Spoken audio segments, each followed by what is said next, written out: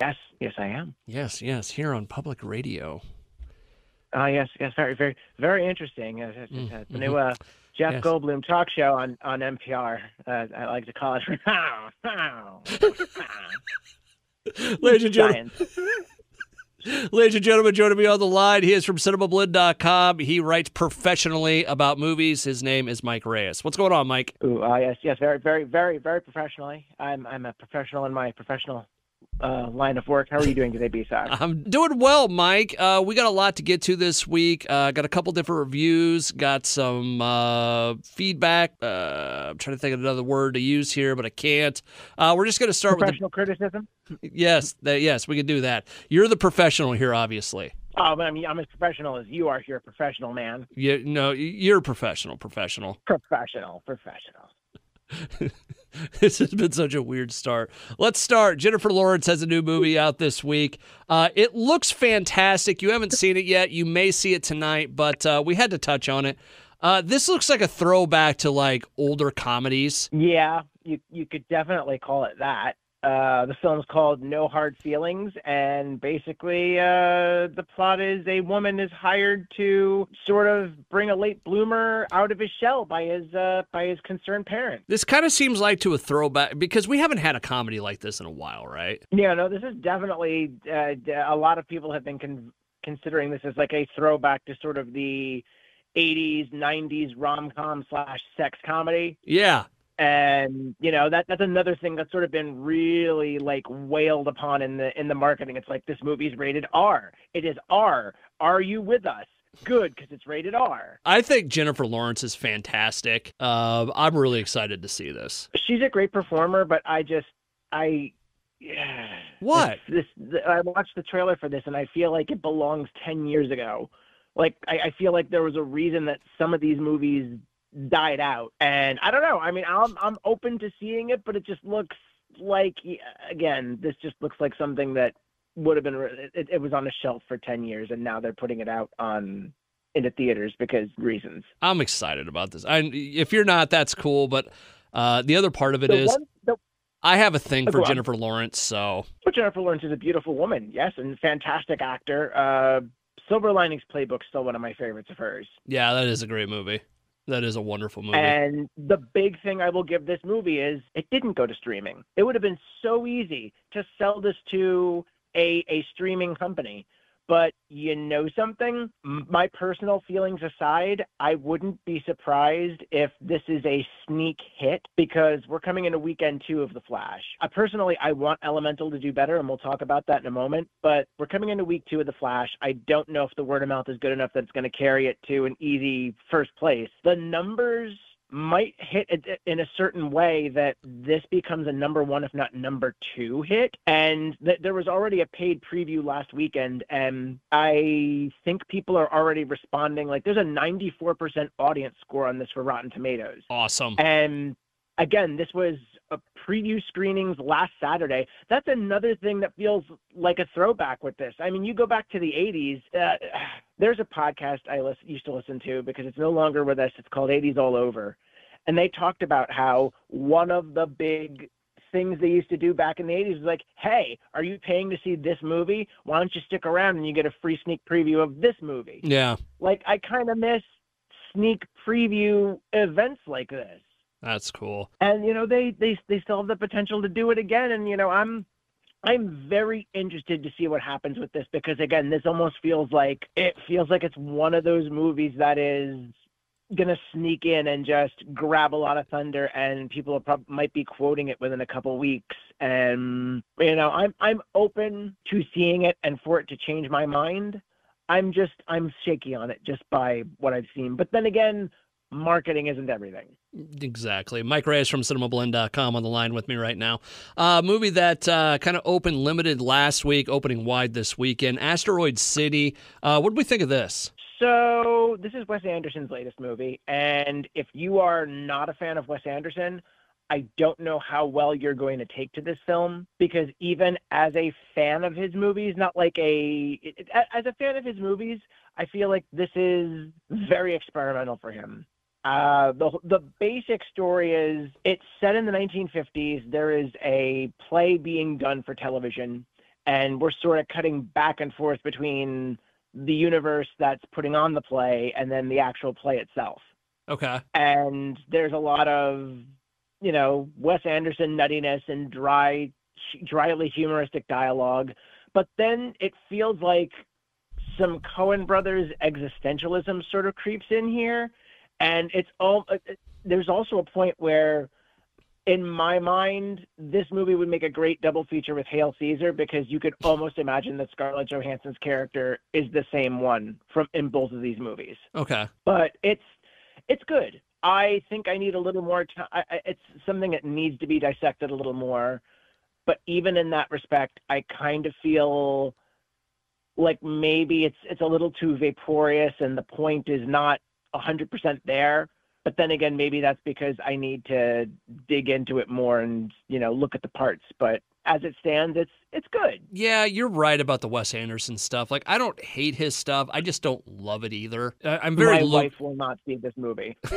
If you're choosing this as your first Wes Anderson movie, don't, because because I almost feel like you need to go in with that understanding of the man to really sort of grapple with this. You need to be in the relationship before you try this one. Is that what you're saying? Yeah, this is like intermediate. This is intermediate Wes Anderson. This is not Wes Anderson 101. I would either start from the beginning of his filmography or even just start with Fantastic Mr. Fox to sort of get yourself acquainted with the world of Wes Anderson. Mike Reyes from Cinemablend.com on the line with me right now as we talk about movies. Movie we didn't get to last week. It's actually two, because I do want to talk Extraction 2 here in a second. Even though you still haven't seen it though, right? Unfortunately, my week has become slammed with busyness. Not unfortunately, because it means I have gotten great opportunities and great chances to talk to people. Yeah. But that means movie watching time is like more focused on, okay, what do I need to watch to be informed for this assignment or that assignment? But trust me, the way you've talked up Extraction and Extraction 2, and the clip that you had me watch from Extraction 1 have me ready to go and just have my mind blown by just pure action, no questions asked. Okay, since we're in Extraction 2, we might as well finish it here. It is incredible. It is so good. Like, if you're a fan of Commando and that kind of movie, it's like a modern day take on it. And they do some really cool stuff with how they're filming it and what they're filming. And listen, it's not going to win any awards for storytelling, because it's, it is what it is. But God, is it fun. I mean, we're watching it. My wife and I are watching it. It's just like, it's just so good. And I wish I sounded more like a professional there, but I just had so much fun with that damn movie. Dude, those are the types of reactions that people thrive on. And also, I try to stay away from that. Like, it won't win any awards because, first of all, we need more stunt awards. Yeah. We need stunt awards, period. We need an Academy Award for stunt work, especially when you have things like Chris Hemsworth standing on top of a train and they have that helicopter actually flying. So he's doing, and even though he said it was going at like 40 miles per hour, the train that he's standing on, he's like, yeah, that's the one day that I was scared on set. I'm going to tell you right now, the movie, the only thing it kind of breaks up is like they get into these long action scenes and you kind of know like when they're coming up. So it jumps right into this, right? And the only part, he got fairly injured at the end of the first one. In his like recovery, it's like, okay, I don't know if you could recover from all that stuff this fast, but whatever. He's back into it, and they start with a scene. It gets over, and you're only 37 minutes into the movie, and you felt like you've watched a whole movie. Wow. So then there's a lower period. Then they go do another big action sequence, and then they do another lull, and then a final action sequence. But the final action sequence was a little like it wasn't as great, but it was fitting. So now, as a fan of the first movie, which one do you like better? Boy, I don't know. I can't answer that. I wish I could, but I don't know what the proper answer is. It's just I haven't watched the first one in a while. That's the problem. Well, that definitely feels like something to sort of chew on over time. Yeah, I need to circle back to it. Yeah. Now, as someone who hasn't seen the first movie myself, I'm going to anyway because I want that background. But for anybody else who hasn't dived in yet, would you suggest to them that they have to watch the first one, No. or could they just do the first one? You could do the. He's a badass soldier, and that's all you really need to know. Yeah, and it looks like the trailers basically cover the ending of the first one. Like, yeah, spoiler alert for anyone who hasn't watched it, but people have talked about it so much because of announcing Extraction 2. Tyler Rake died. Tyler Rake died for several minutes, and they pretty much cover that in the trailers, and it's like, oh, you have to figure out why you came back. Yeah. It's like I said, you don't need to. I guess it would help, but no, you don't need to. I'll tell you that much right now. So good. So Mike Reyes from Cinemablend.com on the line with me right now. If you get a chance, watch Extraction 2. You're gonna have a blast, especially if you like to see Chris Hemsworth fight, and not in a Thor type way. Like with fists on fire. With weights. He does a couple things. They have one fight in a weight room that it goes really bad for a couple people. Oh man! Oh, I cannot wait. I cannot wait. At one point, he punches a guy with a dumbbell, and it is so awesome. Chris Hemsworth fighting kids in the streets and knocking out chumps with dumbbells in the gym. Oh, totally. Mike, one of the movies you did see, finally, we didn't get a chance to get to it last week, but there's a new Pixar movie out. Elemental, I believe is the name. Yes. Yeah, meh, good, bad, what? It's good. It's very good. Why is it getting a lot of love then? Honestly, I think that, it's getting a decent amount of love, but I think the big thing that's really working against this movie is they released it at the wrong time. Okay. Not only because of the fact that The Flash was out last week, but also because Disney is only a couple weeks removed from The Little Mermaid. Okay. And it's kind of competing with itself. But the big reason, let's return to the sort of villain in the room. There was a period of time where Disney was releasing Pixar movies straight to Disney Plus. Yeah. And ever since Lightyear, we have been seeing that sort of have its consequences because people aren't flocking to the theaters to see these Pixar movies. And then I think they're doing okay to well on streaming. Like, a lot of people are basically asking, hey, when's it going to Disney Plus? And, after 3 movies, two, and then onward going to Disney Plus fairly quickly with that old premium access plan they used to do, where you had to remember those days when you paid like $30 to watch a movie that was also in theater. Yeah, I remember. Do you remember Berries? I remember. But that's there's a cocktail of factors that are really, like, I don't even know if the marketing was really that strong for the movie, but the thing is, the movie is very good. Okay. It's the story of Ember and Wade, played by Leah Lewis and Mamadou Ati, and they're basically a fire and water couple. Yeah. That, this is sort of, the elements are separated, elements don't mix because of the sort of perils, and fire can be extinguished by water and can, burn do up the a things tree. and whatnot. Yeah. And this is a story about a couple that start to get to know each other because of extraordinary circumstances. And it's being hyped as Pixar's first romantic comedy. I would definitely agree. Well, one of the first. I mean, I think WALL-E might have kind of beat the punch in that respect. No, I would. Boy, that's an interesting question. Is WALL-E a romantic comedy? But what's really amazing about this is the director, Peter Sohn, drew from his experience as someone who came from a family that emigrated to the United States to tell this story. Okay. And little fun fact, Peter Sohn was also the voice of Sox, the cat from Lightyear. Okay. So just that wonderful tradition of Pixar where you can be directing a movie at one moment and then voicing in another. Like, I just love that sort of family atmosphere. Yeah.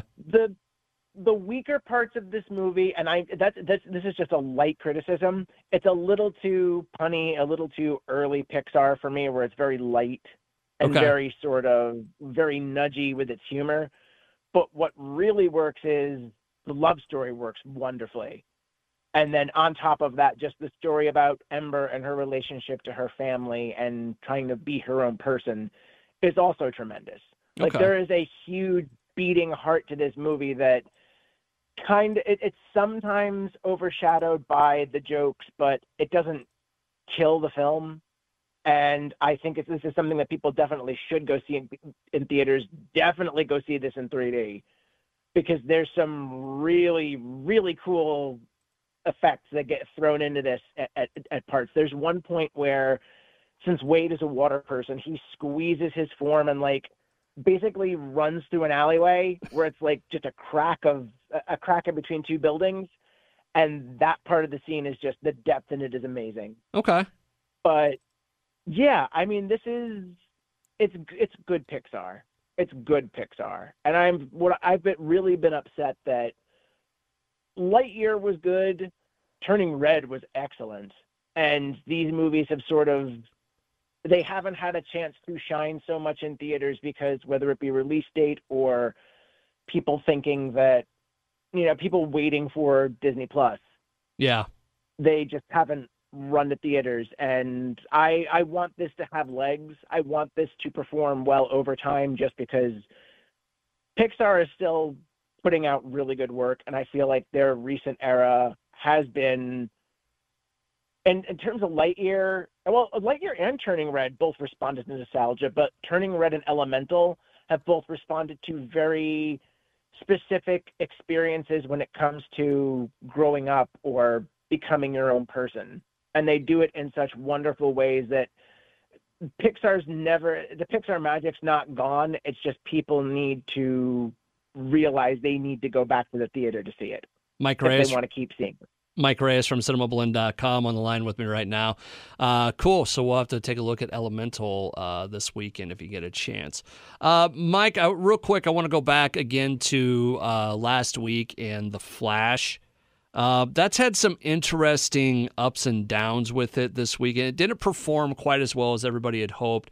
And there's been kind of there's been an interesting, I don't know if upsurge is the right word, but I've seen enough people comment on it that it's getting blasted people are using the wrong reason for saying why it didn't perform well. Does that make sense? I kind of used a lot of words there to kind of... I'm not a wordsmith like you, okay? Long story short, people are saying that it didn't perform because of reason A, B, or C, and they're not mentioning the Ezra Miller factor in this. I wonder how much of the Ezra Miller factor really did play into this, to be honest. Like, I mean, I have seen people have obviously responded to that factor, but I don't know if that's the determining factor in how this film performed. I've seen enough people talk about it and, just reviews on it that it's definitely out there that it's like, oh, it didn't perform because of this, this, and this, and it just seems like we're glossing over the Ezra Miller stuff. I think that was something that was out front pretty quick. Okay. And now we're focused on the responses to the film. Like, I don't think people have forgotten it so much as it never went away.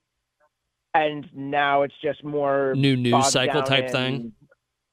Yeah, like it's just more bogged down in, the movie was, Okay.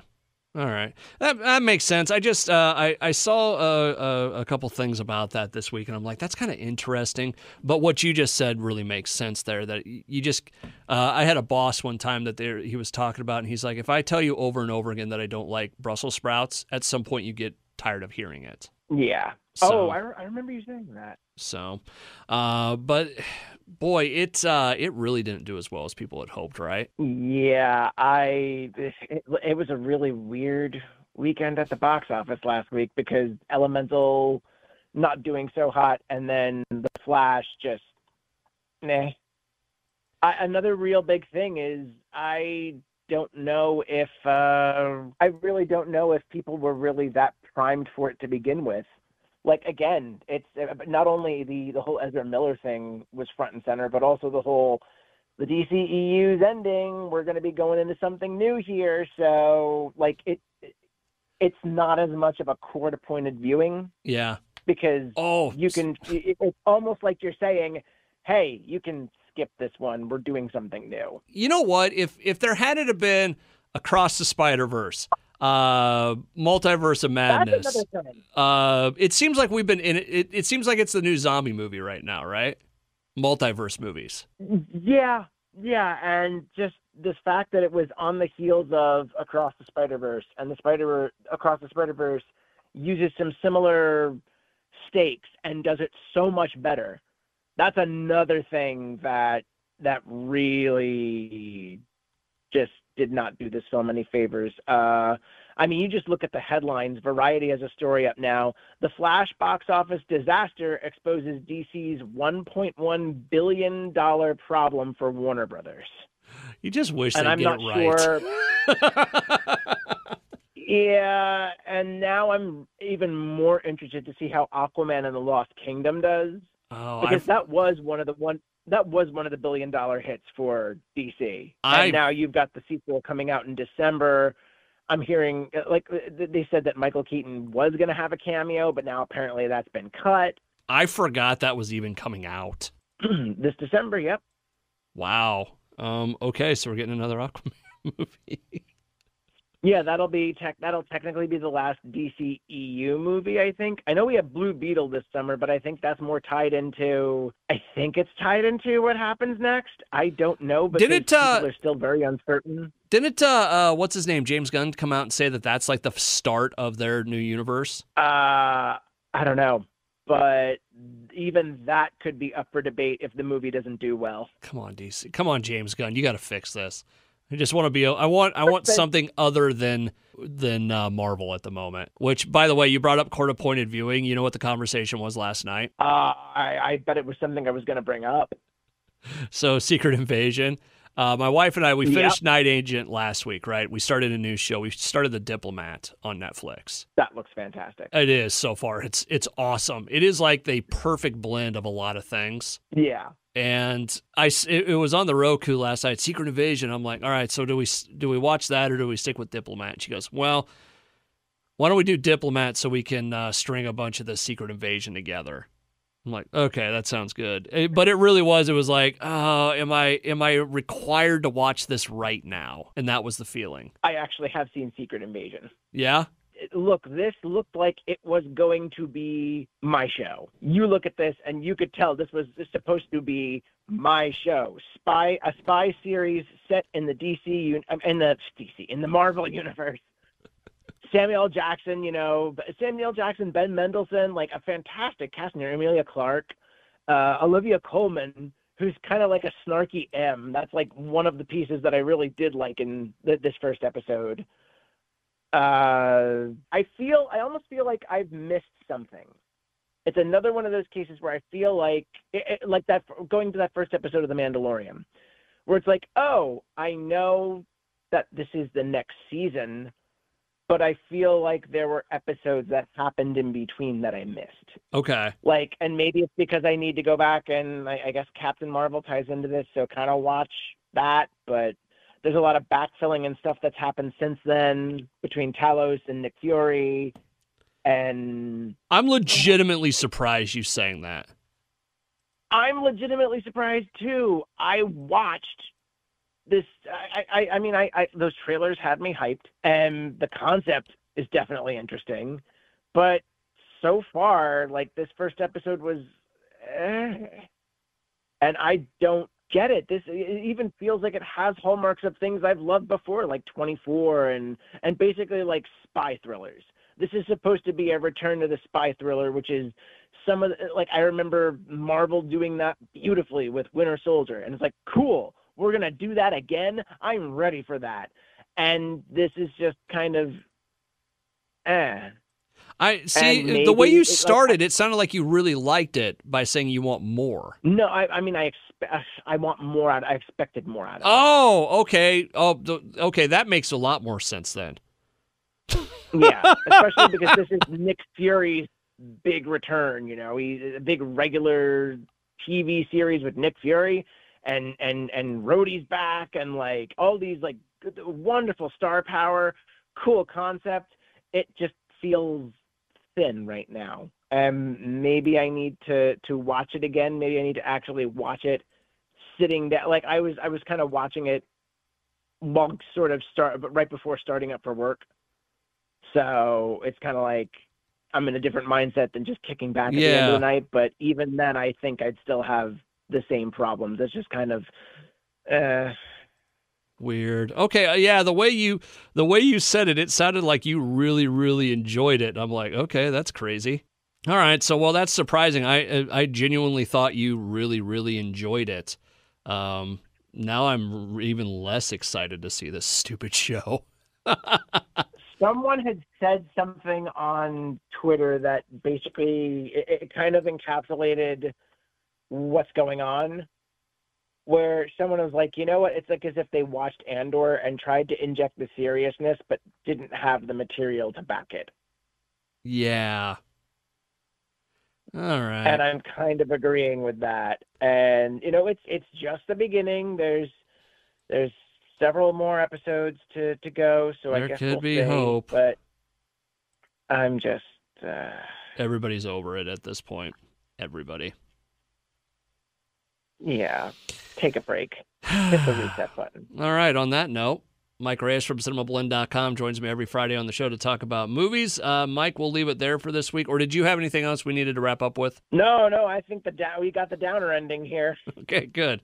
Oh, actually, you know what? If you get a chance and you haven't seen it, I know it's been out for a little bit, but The Diplomat is really good. So I'm definitely planning on that. That definitely looks like my sort of thing, and I'm really hoping it doesn't disappoint. That and Night Agent are straight up your alley. If you're into spies and all that. Yeah, they both looked very, very much in the wheelhouse, and I am excited to get into those. I was trying to figure out when Diplomat actually came out. April 20th, so it's been out for a little bit, so very cool stuff. Very cool. So, all right. Oh, I have one last little thing to say. Yeah, go ahead. End us on a happy note. Happy 35th anniversary to Who Framed Roger Rabbit. No really? 35 years today. Oh, my God. As in Thursday, the 22nd? Yes, Thursday the 22nd when we're recording. Okay. God, I should have done that as a weekly dose of pure nostalgia yesterday. Oh, man, you should have. I was looking up, like, anniversaries and stuff. I did Mork and Mindy, the theme song. Oh, that's not a bad one. That's not a bad one to go with. Which, side note, I had no idea Mork originally debuted on Happy Days. Oh, yeah. That was Happy Days was like a spin-off machine at the time. That's one way to put it. And it was a spin-off itself. Yeah, I had no clue about that. So, anyways, all right, we'll leave it there for this week. Mike Reyes from Cinemablend.com joins me every Friday on the show to talk about movies. Mike, have a movie-rific weekend. See what I did there? You as well. A movie-rific. We really got to think about that. A secret invasion-rific. Have yourself a wonderful secret invasion. Secret invasion is supposed to be good. Have fun secret invasioning. Nice job, Disney.